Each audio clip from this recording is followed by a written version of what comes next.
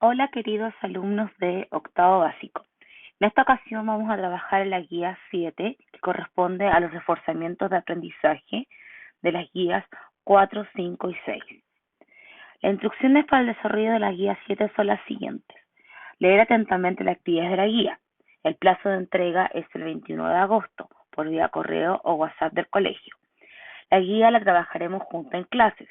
Para aquellos estudiantes que no puedan conectarse a las clases virtuales, se publicará un video explicativo en el canal de YouTube del colegio una vez finalizada la etapa. Y puedes complementar tu aprendizaje revisando las guías de las etapas anteriores. En esta ocasión vamos al ítem número 1 que corresponde recordando lo aprendido. La guía número 4 hablamos de los inicios de la Edad Moderna, Renacimiento y Humanismo. Pero, ¿qué es la Edad Moderna? La Edad Moderna es una etapa histórica que abarca desde 1492 hasta 1789, es decir, desde el siglo XV hasta el siglo XVIII. Y fue una época en donde se produjeron numerosos cambios y avances. Estos cambios y avances los podemos resumir en estos 5 hechos importantes, como por ejemplo el descubrimiento de nuevas tierras, el desarrollo de los monarcas, el absolutismo, que lo vamos a ver mucho más adelante, las nuevas formas de producción, el ascenso de la burguesía y el nacimiento de una nueva mentalidad que desarrollada principalmente en el humanismo y el renacimiento. También, de acuerdo a lo que podemos ver aquí, cuáles son los cambios que acompañan a la Edad Moderna. Estos cambios van a estar principalmente asociados a que, como les dije anteriormente, se va a fortalecer la autoridad real a través de la monarquía autoritarias, se va a haber un redescubrimiento de la antigüedad clásica a través del Renacimiento y el humanismo, se va a desarrollar una mentalidad emprendedora a través del desarrollo comercial y esto va a significar un crecimiento económico y sobre todo el cambio de mentalidad, que lo vamos a ver a continuación, que se desarrolla principalmente en la idea de que ahora el protagonista de todos los conocimientos y todo el desarrollo social, económico, político, cultural será el ser humano. Y esto va a provocar tres grandes hechos: descubrimientos geográficos, el proceso de la reforma religiosa o la crisis de la Iglesia Católica y el humanismo. Por lo tanto, este mapa nos ayuda a entender cuáles van a ser las transformaciones o cambios que se desarrollarán en la nueva etapa llamada Edad Moderna. ¿Qué podemos nosotros también observar? Que dentro de lo que es el antropocentrismo, ¿ya? Como le estaba comentando, el ser humano va a desarrollarse principalmente como protagonista en todo lo que tiene que ver el conocimiento y sobre todo el uso de la razón.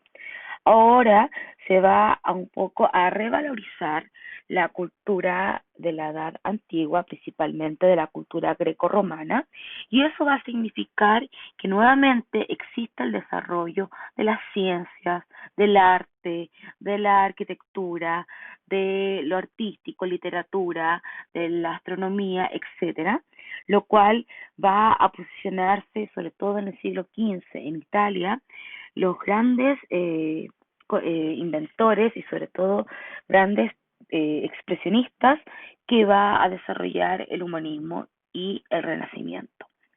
Súper importante también destacar que Renacimiento será el movimiento artístico desarrollado principalmente en lo que es el arte y la literatura, y el humanismo será el movimiento intelectual enfocado en lo que son más las ciencias.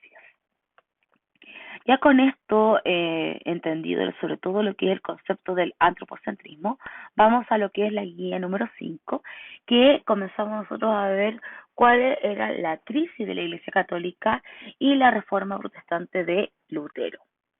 En esta ocasión, cuando hablamos de la crisis de la Iglesia Católica, hablamos principalmente de la crítica que se va a entonar en torno a los actos que estaba desarrollando la Iglesia Católica, tanto en la Edad Media como hasta el siglo XVI. En esta época van a haber diferentes causas de cómo se va a desatar esta crisis, pero principalmente va a estar en función a los actos que se van a desarrollar en torno a la Iglesia Católica. Como por ejemplo, nosotros en la clase vimos tres acciones que son determinantes como causa de esta crisis, que es principalmente lo que es la venta de indulgencia, que era esta acción de comprar el perdón de los pecados sin tener eh, un aprendizaje del el pecado y aprender de la enseñanza de la iglesia. Por otro lado, también va a estar esta idea de vender cargos eclesiásticos a través del nepotismo y la simonía, donde principalmente la Iglesia Católica, el clero, se va a posicionar como una clase social poderosa y determinante en todas las acciones culturales, económicas y conocimientos que se va a desarrollar principalmente durante la Edad Media y hasta el siglo XVI en la Edad Moderna.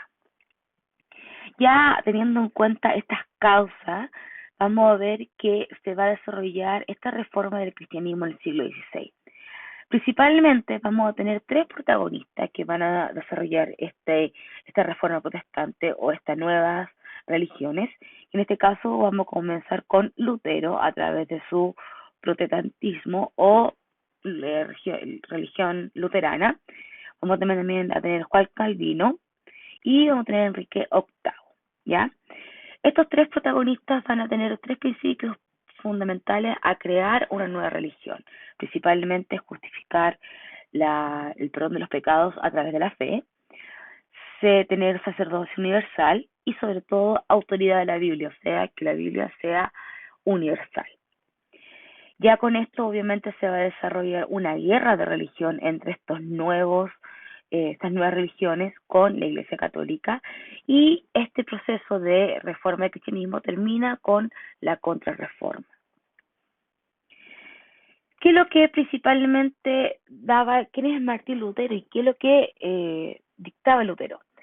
Martín Lutero era un monje agustino alemán que principalmente va a ser el pionero, sobre todo en el siglo XVI, en desarrollar una crítica de los actos que estaba desarrollando la Iglesia Católica. Él, principalmente, ¿qué es lo que va a hacer? Va a publicar unas 95 tesis, lo cual va a estar enfocado a desarrollar su nuevo estilo de desarrollo de la religión, enfocada principalmente a la fe y a las enseñanzas de la iglesia, no en torno a la riqueza como se estaba desarrollando la iglesia católica en ese periodo. Por lo tanto, ¿cuáles van a ser sus ideas? Sus ideas principalmente son las siguientes. Uno, afirmaba la salvación por la fe. Dos, defendía la idea del sacerdocio universal. De acuerdo a su interpretación de la Biblia, todos los cristianos eran sacerdotes sin necesidad de ninguna ordenación especial y negaba la autoridad suprema del Papa sobre la cristiandad universal. Tres, criticaba los numerosos sacramentos de la Iglesia Católica, reduciéndolo a solo dos, bautismo y Eucaristía. Y cuatro, afirmaba también que los poderes civiles debían tener plena autoridad política sobre la Iglesia Católica. Ante estas cuatro ideas va a suponer una auténtica amenaza para la Roma papal y obviamente se van a difundir rápidamente por algunos estados alemanes por el centro y norte de Europa.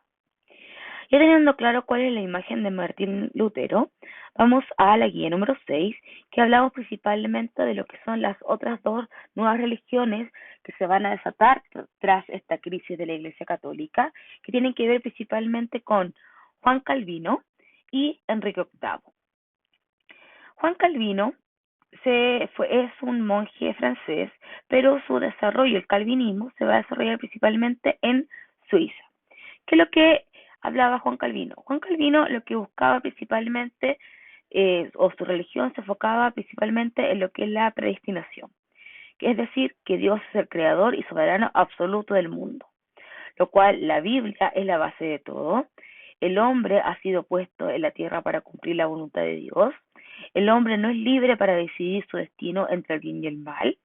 Las buenas obras y la fe en Dios no tienen valor absoluto para alcanzar la salvación.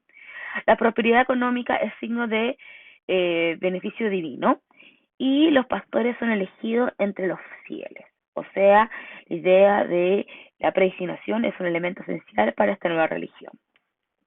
Y por otro lado vamos a tener a Enrique VIII, que va a formar una nueva iglesia llamada el anglicanismo, lo cual el anglicanismo se va a desarrollar principalmente en Inglaterra, que decía la autonomía de la iglesia inglesa. El rey es la máxima autoridad de la iglesia, va a ser una iglesia nacional y obviamente la aceptación del divorcio.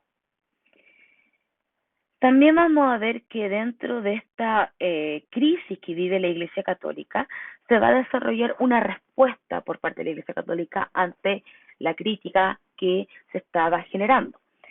Esto va a desarrollarse principalmente como la Contrarreforma Católica, lo cual va a ser una reafirmación y renovación de la Iglesia Católica.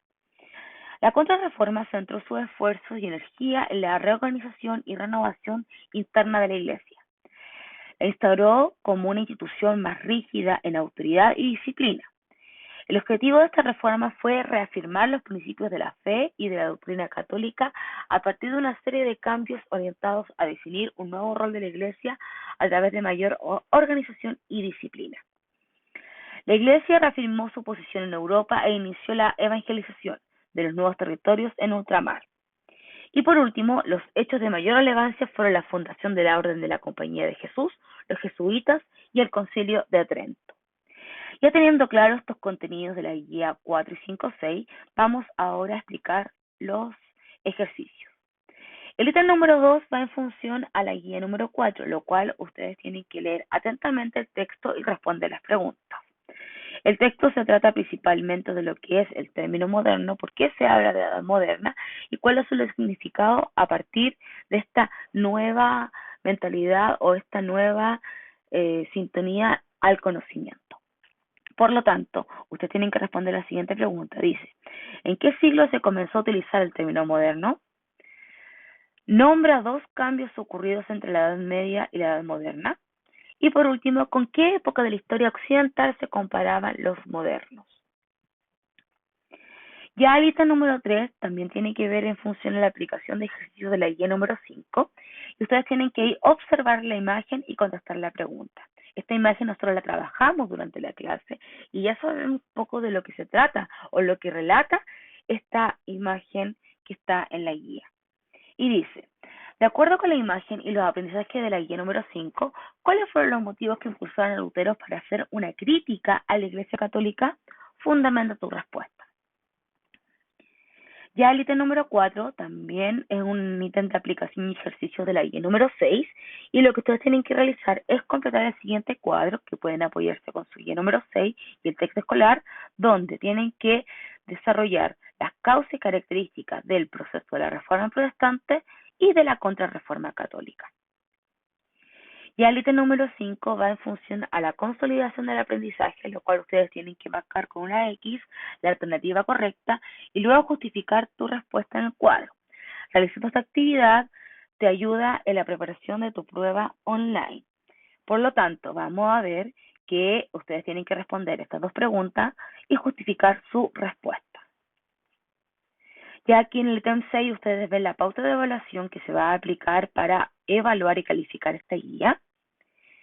Y por último está lo que es evalúa mi aprendizaje, lo cual al terminar tu actividad debes completar tu proceso de autoevaluación, ya que es importante que conozcas tu dedicación y esfuerzo y preocupación por aprender. Así que hazlo a conciencia. Ya terminada la guía, la tienen que enviar al correo electrónico o a través del WhatsApp del colegio. Y cualquier duda que tengan me escriben un correo y nos vemos en la próxima clase. Que estén muy bien. Adiós.